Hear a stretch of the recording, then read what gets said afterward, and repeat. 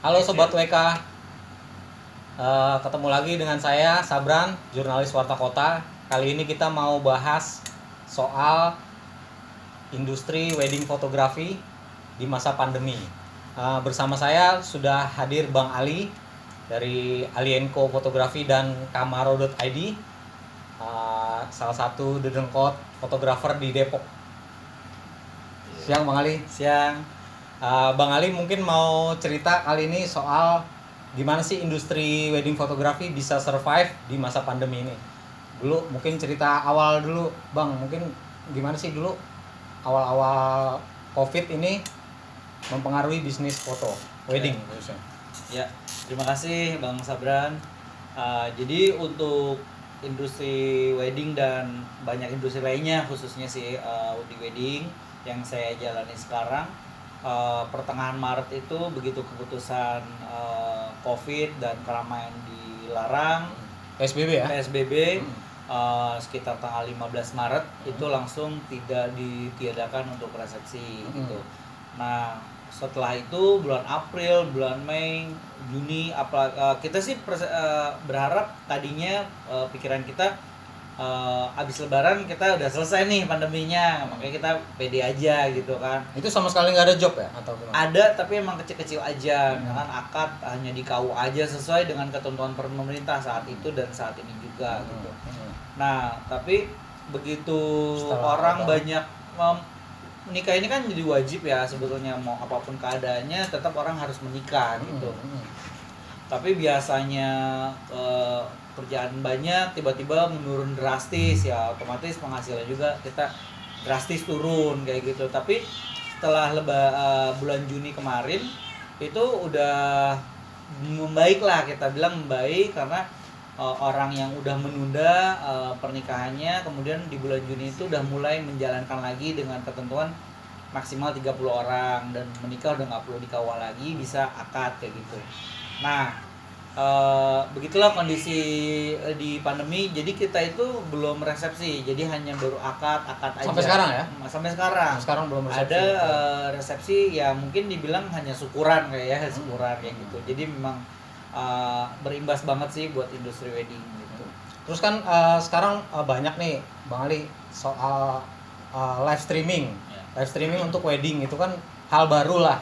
Betul. Jarang, sebelumnya belum pernah ada gitu. Nah, apakah Bang Ali menggeluti ini juga gitu? Iya, kebetulan sebelum pandemi, waktu awal-awal banget pandemi, Zoom itu populer.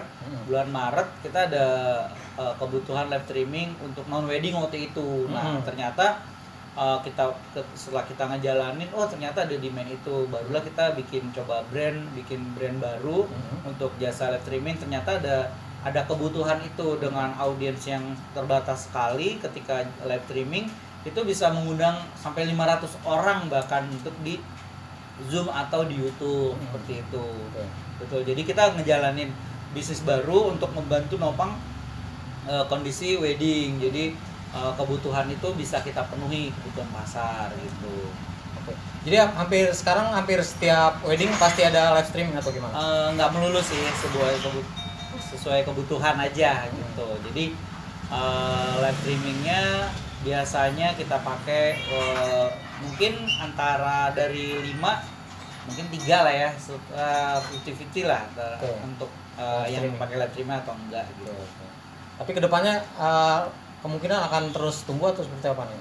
Untuk kemungkinannya yang pasti sepanjang masa pandemi ini masih tetap dibutuhkan jasa live streaming, dan ya sangat mungkin banget setelah era pandemi ini live streaming ini tetap akan ada juga demand-nya yang mudah-mudahan bisa evergreen. Jadi salah satu fitur untuk wedding setelah era pandemi ini. Jadi dokumentasinya tetap ada dan live streaming ada. Iya, gitu. Live streaming ada. Mungkin dulu kan ada kebutuhan foto booth, screen. Itu hampir mudah-mudahan itu bisa menggantikan itu. Gitu. Switch ya. Iya, switch gitu.